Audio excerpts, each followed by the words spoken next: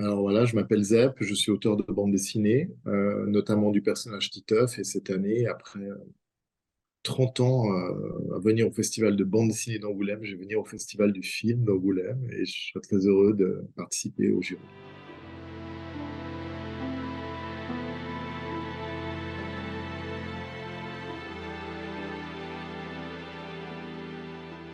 Angoulême en hiver, en fait. Donc, je me réjouis de découvrir Angoulême version soleil. Mais oui, c'est une ville, c'est la capitale de la bande dessinée, et puis j'ai sorti mon premier album de Titeuf en janvier 93 pour le Festival d'Angoulême. Et depuis, je suis venu presque chaque année. Et pour moi, c'était une ville qui a été très importante aussi dans ma carrière parce que j'ai reçu des prix qui ont vraiment permis un rayonnement de mon travail. Ça a été aussi une ville de rencontre avec des auteurs du monde entier qui viennent chaque année au festival. On a mis sur pied beaucoup de projets, des expositions, des concerts de dessin qui maintenant sont devenus une institution un peu dans le métier. Donc beaucoup de beaux souvenirs dans cette ville.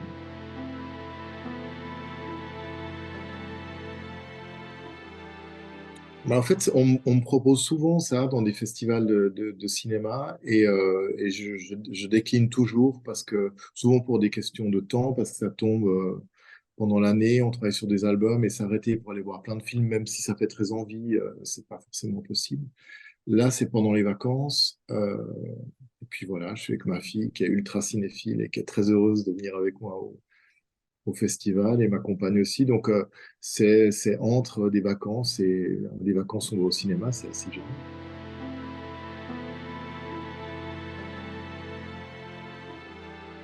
Ouais, en fait, c'est une espèce de temps toujours un peu étrange parce que l'album est terminé, il n'est pas encore sorti, donc c'est un peu avant la tempête. On a un peu une période où les choses, en plus, c'est le mois d'août, donc c'est un peu tranquille. À partir de septembre, je vais être emporté dans la sortie de mon album. Donc, oui, d'aller voir d'autres gens qui sont en train de vivre cette frénésie sur leur projet de film en étant moins tranquille, ça a quelque chose d'assez régénérant et je suis très curieux de vivre ça.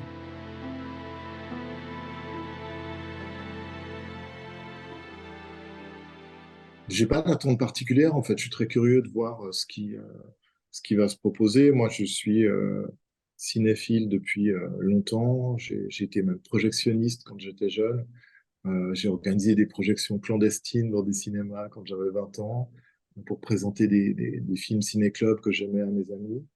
Et donc, ça me plaît d'aller au cinéma et d'être surpris. J'aime bien être secoué au cinéma. J'aime bien, justement, j'ai pas d'attente particulière. Souvent, les films qui m'ont le plus marqué, c'est ceux dont je n'attendais rien et qui m'ont marqué au fer rouge, des fois pour toute ma vie. Donc, je suis très curieux de vivre ça et puis de voir un peu de voir un peu le back-office du cinéma.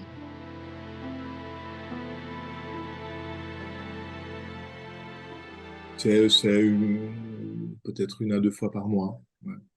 Maintenant, c'est compliqué parce qu'on regarde aussi beaucoup de films à la télévision. Donc, est-ce que c'est du cinéma? Est-ce que c'est pas du cinéma? Même des films qui sortent directement à la télévision. Donc, on ne sait plus trop si on peut dire, mais j'aime toujours aller au cinéma. Pour moi, ça reste un moment, c'est un moment d'attention particulière. C'est clair qu'on ne regarde pas un film au cinéma comme on le regarde sur un écran de télé ou d'ordinateur. Et j'aime ça, j'aime aussi, voilà, je suis de la génération qui a grandi avec l'idée que le cinéma, c'était un moment de fête. Un peu impressionnant, on rentrait dans cette salle, il faisait nuit, tout à coup ça s'allumait, et comme par magie, des gens apparaissaient sur l'écran. Euh, donc oui, je me réjouis, je me réjouis aussi de savoir qu'il y aura des films d'animation qui seront présentés, puisqu'on est à Angoulême, et je suis toujours un très grand fan d'animation et toute la création qui se passe en anime maintenant, qui est peut-être la période enfin, la plus riche qu'on ait vécue depuis l'invention de l'animation.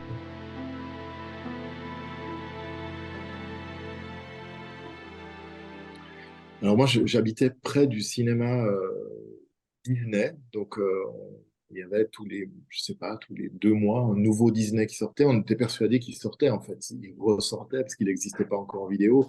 Donc, on allait voir Pinocchio, on était persuadé qu'on était les premiers, et après, on a découvert que c'était un film qui datait des années 40.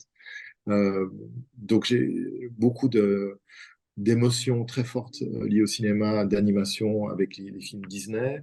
Euh, et puis après, il y avait des personnages, des acteurs que mes parents aimaient, donc on allait voir le Belmondo, le De Funès.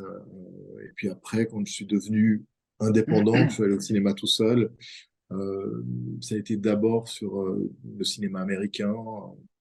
Euh, Spielberg, évidemment, qui a été, pour ma génération, un réalisateur hyper important. Et puis après, euh, tous les réals indépendants du cinéma du monde, enfin, Jim Jarmusch, Jim Wenders, voilà, moi j'avais 20 ans quand ces gens arrivaient, même 16 ans, 20 ans, quand ils arrivaient avec des films qui démontaient un peu ce qu'on avait appris jusque-là.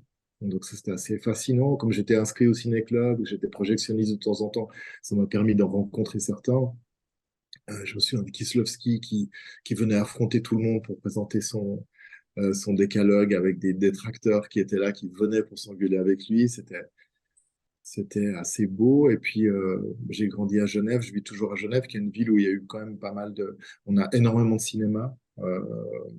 Pour une petite ville comme ça, avec assez peu d'habitants, il y a beaucoup de cinéma. Donc, l'offre est quand même très grande. On peut voir beaucoup de choses. Et je continue à aimer découvrir. Je suis très heureux que mes enfants soient devenus cinéphiles parce que maintenant, c'est eux qui m'emmènent et qui découvrent des choses qui me disent, faut absolument que tu vois ça, faut absolument que tu vois tel.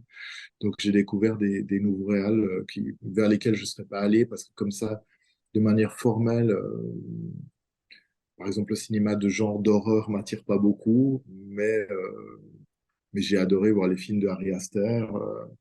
Voilà, et je trouve que c'est une aventure qui continue à être hyper riche, très créatif, donc c'est formidable. Et puis les moyens étant devenus un peu plus, apparemment plus simples, toutes proportions gardées, mais disons quand même plus simples qu'à l'époque où il fallait tourner en pellicule.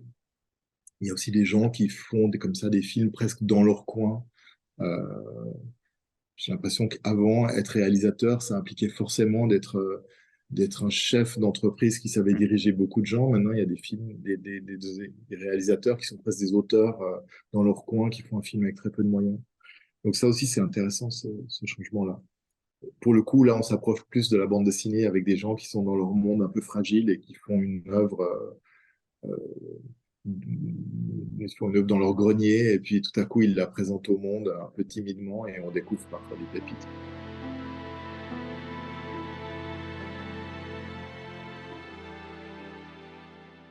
Je garde surtout une aventure, enfin le souvenir d'une aventure d'une immense entreprise en fait. Beaucoup trop grande pour moi en fait. Moi je suis habitué à travailler tout seul et tout à coup là on était dans un projet avec 800 personnes qui travaillaient sur un film, des studios dans une quinzaine, même plus, je crois, 18 pays différents. Donc, on travaillait beaucoup comme ça, par écran, euh, en parlant en anglais un peu, parfois approximatif. Enfin, c'était très bizarre. En fait, j'ai passé 2 ans à être une sorte de prof de dessin, ce qui est aucunement ma vocation.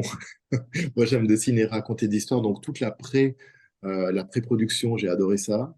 Après, moi, j'étais là comme un spectateur. Enfin, j'ai l'impression parfois d'avoir été un spectateur. J'étais là et je collaborais avec des grands animateurs qui avaient bossé sur des films Disney, qui avaient un savoir-faire incroyable. J'ai enregistré des comédiens qui avaient enregistré les voix des personnages. On a eu Jean Rochefort, Michael Onsdal, Maria Pacôme. Enfin, c'était génial d'avoir ces gens qui pour moi étaient des légendes, tout comme les grands animateurs avec qui j'ai travaillé. Donc, j'étais à la fois spectateur, mais en même temps, il fallait pas que j'oublie que c'était moi le chef, quoi, qu'il fallait tenir le film. Donc, c'était compliqué. Il fallait souvent se pincer pour dire, attends, il faut que tu fasses un film quand même. Là. On n'est pas juste là pour s'amuser. C'est pas juste un reportage sur le cinéma d'animation.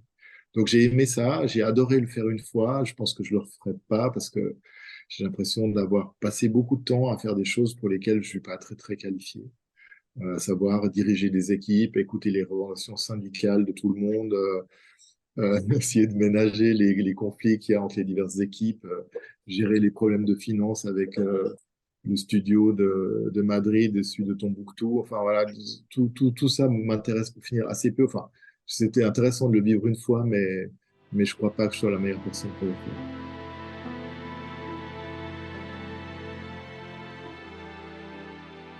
Non, je crois pas, non, non. J'adore écrire, j'adore. En fait, la bande dessinée, c'est vraiment fait pour moi. Moi, j'adore inventer des histoires et les mettre en scène. Mais les mettre en scène en dessin, c'est parfait parce que je le fais à mon rythme, avec ma manière de diriger mes personnages. Quand c'est des vrais humains, je l'ai fait une ou deux fois, hein. J'ai écrit pour la télé ou, plusieurs fois et je suis allé parfois diriger les comédiens. C'est un métier qui n'est pas le mien. Alors j'ai adoré jouer avec ça, avec la force de proposition des comédiens. Tout à coup, l'histoire devient autre. Mais quand on a l'habitude de faire des livres, on est tout le temps, enfin en tout cas moi je suis tout le temps dans le doute, c'est-à-dire que à chaque moment l'histoire peut être remise en question, mais j'ai le temps de réfléchir, me dire oui c'est bien, c'est pas bien, j'essaye. Puis je m'aperçois que c'est non, bah, c'était mieux avant, donc je jette ma page et je recommence. Quand vous avez une équipe technique de 50 personnes avec des comédiens et que vous dites tiens on va essayer ça, puis après toute la journée on dit non en fait c'est pas bien, on va jeter. C'est pas, il y a sûrement des réals qui ont le luxe de le faire, mais moi, je me rendais bien compte que je pouvais pas faire ça. Donc, je me verrais pas.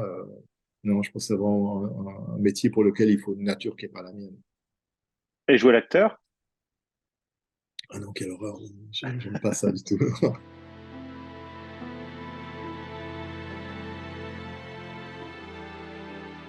Mais en fait, il y a énormément de réalisateurs en Suisse. Il y a beaucoup de comédiens. Alors, la plupart des comédiens bah, s'exportent et vont travailler plutôt en France. Euh, mais les réalisateurs, bah, on a un système ici qui est compliqué. C'est-à-dire que pour faire un film, il faut beaucoup de subventions et il n'y en a pas beaucoup qui sont distribuées chaque année. Alors moi, je ne suis pas un spécialiste, mais c'est un chemin de croix pour faire un film. Il y a très peu, sur tous les projets qui sont proposés, il y en a très peu qui voient le jour. Euh, et puis on a cette particularité, c'est qu'on est dans un pays multilingue et que majoritairement, la Suisse, c'est quand même, en France, on ne le sait pas forcément, mais c'est un pays qui parle allemand. Donc, la majorité de notre pays est germanophone et tout ce qui est autorité culturelle est beaucoup à Berne ou à Zurich. Donc, c'est un peu compliqué parce qu'un projet, c'est une autre culture aussi. Donc, tout à coup, un projet francophone, un projet roman, a peut-être de la peine à séduire un jury suisse-allemand. Donc on a cette difficulté. Je pense qu'il y a quand même beaucoup plus de production de films suisse-alémaniques que de films suisse-allemands. Mais il y a de très beaux projets quand même depuis longtemps. Et puis, je pense qu'on arrive à créer un cinéma un peu singulier. Alors, à la fois avec des gens qui sont partis et qui sont devenus des cinéastes plus corporate, comme maintenant j'ai un blanc, Marc, qui a réalisé même un James Bond, maintenant, qui est devenu un cinéaste hollywoodien. Mais on a quand même pas mal de réalisateurs ici qui font des beaux projets et qu'on a la chance, qu'on voit ici au cinéma, mais c'est un cinéma qui s'exporte pas beaucoup.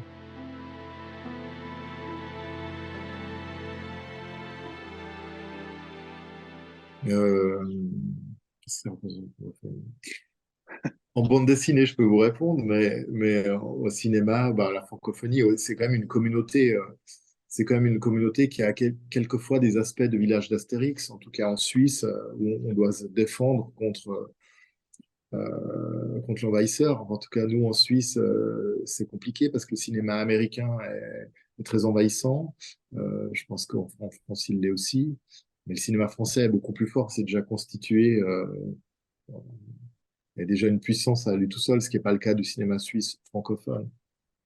Donc voilà, mais il y a une solidarité aussi avec, je pense, les réalisateurs belges et québécois qui, eux, vivent aussi une réalité complexe où il faut réussir à faire des films qui sont après compliqués à exporter. Et c'est dommage parce que euh, quand on va en Belgique, quand on va au Québec, on découvre au cinéma des pépites et ces pépites, il n'y en a qu'une toute petite partie qui arrive jusque chez nous.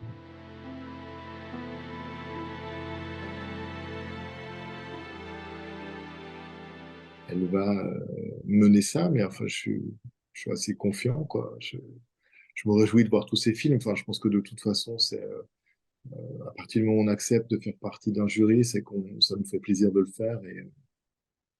Et puis ouais, je suis curieux de voir les débats que ça va susciter et ce qu'on va avoir à se mettre sous les yeux.